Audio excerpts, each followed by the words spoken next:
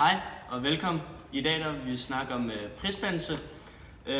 Og for lige for at redegøre for, hvad det er, så er det, når varer det ligesom afhænger af prisen af udbud og efterspørgsel, som for eksempel koncertbilletter, det kan være på aktier, det kan være på obligationer, det kan være, når du skal købe en pose bokær eller en pose gifler, som faktisk smager rigtig godt.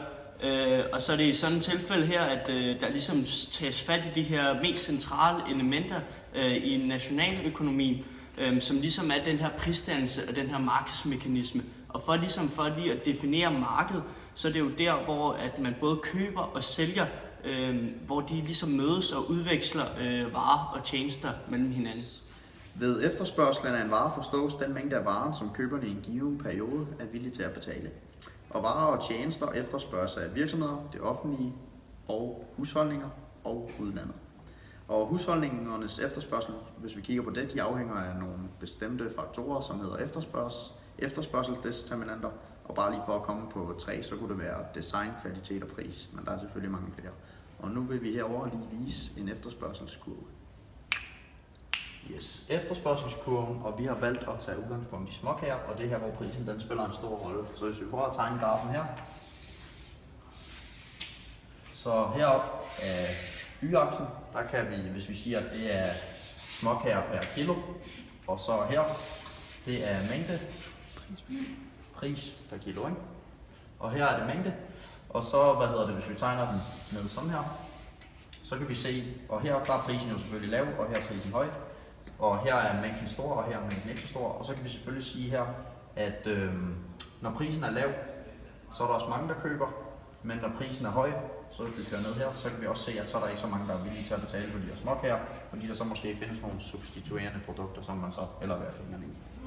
Ja, for lige at følge op på det, Christian han sagde, så kan det også ske det, at hvis der for eksempel udbreder sig en eller anden sygdom i det korn, man har brugt til at lave kagerne, altså melen, så vil der ske et fald i efterspørgsel. Og det vil så sige, at efterspørgselskurven den rykker sig altså til venstre.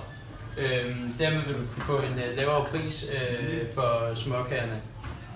Samtidig hvis der så sker et eller andet med, at småkagerne lige pludselig bliver talt op, der er et eller andet godt i småkager, som gør det sundt, og det egentlig har en god indflydelse på efterspørgselen af småkager, så vil kurven rykke til højre. Hvor du så vil ende ud med at kunne få en højere pris for dine småkager, alt efter min. Yes, for lige at samle op på det her med efterspørgselskurven, så det vi kan sige om det, at når det drejer sig om en ændring i prisen, så flytter vi os på selve efterspørgselskurven, og når det drejer sig om andre faktorer end prisen, så er det efterspørgselskurven, der forskydes.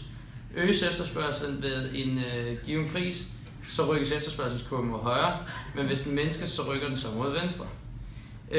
Efterspørgselen den påvirkes ikke af ændringer i udbuddet. En stigende pris det medfører jo et fald i efterspørgselen, eller omvendt så en faldende pris medfører en stigning i efterspørgselen.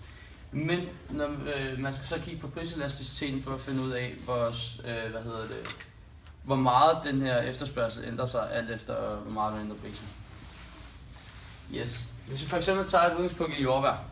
Der er jordbær, hvis man for eksempel laver en prisændring, så det koster 15 kroner for en bakke jordbær, så vil der ske ved en lille prisændring, så vil der være en stor ændring i efterspørgselen her.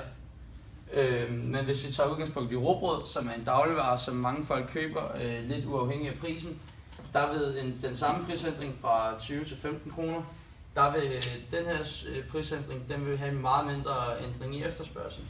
Det vil altså sige, at jordbær er mere priselastisk vare end rugbrød er. Yes. I forhold til det, som Laustran var inde på før, i forhold til priselasticiteten, hvis vi så vælger at tage udgangspunkt i efterspørgselen af jordbær, så kunne vi se, at op ad y-aksen, der var det prisændringen, og hen ad x-aksen, der var det ændringen i mængden. Og vi har så bare valgt at tage udgangspunkt i, at når prisen den faldt ud på y-aksen fra 20 til 15, så ændrede mængden sig, at man solgte før 10.000 jordbær, men nu sælger man 20.000 bakker. Hvis jeg lige må få den her. Og procentvis ændring i mængde, det er så 100%, da den stiger fra 10 til 20.000. Og ændringen i pris, det var fra 10.000 til... Nej, det var fra 20 til 15, hvilket er minus 25%. Og hvis man så regner det ud så giver det -4, hvilket vil sige, at det så betyder, at jordbær er en meget priselastisk vare, fordi at selvom der står minus foran, så er det lige meget med foretegnet. Yes. Vi redegør lige for, hvornår at den er priselastisk, eller en anden form. Hvis EP den er større end 1, så er den priselastisk. Hvis EP er mindre end 1, så er den uelastisk. Og hvis nu at EP er lige med 1, så er den neutralt elastisk. Yep. Nu vidste vi jo over på tavlen derovre, hvad priselasticitet egentlig er. Så nu vil vi lige redegøre for, hvad det faktisk afhænger af, for ligesom at komme med en konklusion på det hele. Og priselasticitet afhænger først og fremmest af varens betydning i budgettet. For eksempel hvis en vare ikke bruges så tit derhjemme, så vil den jo ikke få den her store betydning for det her budget, som du ligesom har. Og så er det jo selvfølgelig også varens art, om varen er en nødvendighedsvare. Så vil en prisstigning heller ikke påvirke efterspørgselen på varen, hvis det er den her nødvendighedsvare. Som Lars han snakker om med rugbrød. Så er der også de her erstatningsmuligheder, som også spiller en rolle. Kan varen erstattes af en anden? Vil prisen have en stor betydning i forhold til mængdeændring? Og det kunne for eksempel være sådan noget erstatningsmuligheder, hvis nu du ikke vil have Fanta, så kan du købe en squash. Og så er der prisen på varen. Jo højere prisen er, jo højere op på efterspørgselskurven skal vi ligesom være. Ja.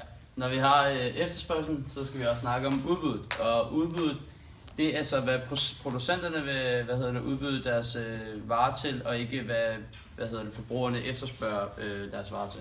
Og en typisk udbudskurve, den kunne se sådan her ud. Altså vi har igen pris og mængden her. Og hvor udbudskurven den så går sådan her. Ja, og i forhold til udbudskurven, så kan den faktisk også se sådan her ud, hvor den ligesom viser, at ved en stigende pris, så vil udbudskurven faktisk også stige ved en stigende mængde. Og det skyldes for det første, at den her stigende pris ligesom gør,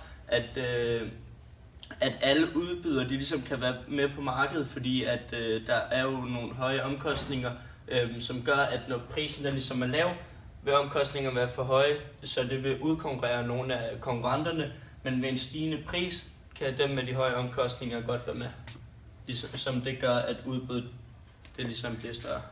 Udbudskurven for olie, der kan vi altså se her, at det der bliver produceret i starten, det er billigere end det der bliver produceret til sidst, og det hænger så selvfølgelig også sammen med, at når det er billigere at producere i starten, så vil man ikke have en lige så høj pris for ens produkt, da man ikke har lige så høje omkostninger. Men når prisen stiger på ens omkostninger, vil man også have en højere slutpris for produktet, og ligesom få en bedre indtjening. Og det handler også om, at hvis vi kigger på nogle kapacitetsgrænser, når man når dem for hver gang, så bliver det ligesom dyrere for virksomheden at fremstille produkterne. Og ja, så stiger prisen og mængden i takt med hinanden, fordi man jo vil have, når ens omkostninger stiger, vil man også sælge varen dyrere. Og olie er et rigtig godt eksempel der, fordi at det er konkurrenceformen fuldkommen konkurrence. Yep. Yes, nu har vi lært en masse om udbud og efterspørgsel, og nu vil vi så samle det, og så snakke om prisdannelse. Yes, Morten Tusch. Yes, nu vil vi så snakke om prisdannelsen. Og først tegner jeg lige en efterspørgselskurve og en udbudskurve. Og når vi snakker prisdannelse, så der er det altså det her punkt, hvor efterspørgsel er lige udbud, at der kalder vi ligevægtsprisen. Og heroppe der snakker vi om et overskudsudbud, og heroppe der snakker vi om et overskuds efterspørgsel. Ved et overskudsudbud, der vil der ske det følgende, at forbrugerne de gider ikke købe varerne til den høje pris. Det vil medføre, at producenterne dermed sætter prisen på deres varer ned, og det vil også udkonkurrere nogle af de ineffektive virksomheder. Så derfor så vil udbud og efterspørgsel nemlig ramme den her ligevægtspris. På den anden side så vil et overskuds efterspørgsel, der vil der ske det, at i og med forbrugerne efterspørger flere varer, så vil de virksomheder med højere omkostninger igen komme ind på markedet, fordi de er, den højere pris er eftertragtet for dem. Og samtidig så vil den stigning så i prisen også medføre, at der vil være få forbrugere, der hopper fra, og så vil de igen søge frem mod ligevægtsprisen. Og de her mekanismer med, det er altid udbud og efterspørgsel, ligesom søge ind mod den her ligevægtspris, det kalder man også markedsmekanismen, eller markedskræfterne. Yep. Og så lige for at konkludere på det, Nyman han sagde om fri prisdannelse, så er det jo ligesom her, hvor markedskræfterne bliver sikret. Den her produktion udbydes af de mest effektive producenter, og ligesom de her ineffektive producenter ved en given pris ikke kunne få dækket deres høje omkostninger, og de udkonkurrerer sig markedet. Ja, der findes mange konkurrenceformer på markedet, og det der er problemet med den her prisdannelsesmodel, som vi har snakket om, er, at den kun tager udgangspunkt i konkurrenceformen fuldkommen konkurrence. Og det er altså de færreste markeder, der har det. Det er f.eks. sådan noget som råvaremarkederne eller ved et grønttorv eller lignende. Ofte så er det sådan, at markederne de er domineret af én udbyder, og ligesom ofte eller dem, der sætter prisen på en vare, og så de andre små udbydere, der følger trop. Yes. Så det er altså umuligt at fastlægge kurven helt præcist, for ingen ved i virkeligheden, hvad efterspørgselskurven for olie, jordbær eller rugbrød vil være, som vi har snakket om. Men de modeller, vi har snakket om, kan ligesom bruges til at præcisere virkeligheden, og det er et godt redskab til at forstå et kompliceret samfundsøkonomisk fænomen.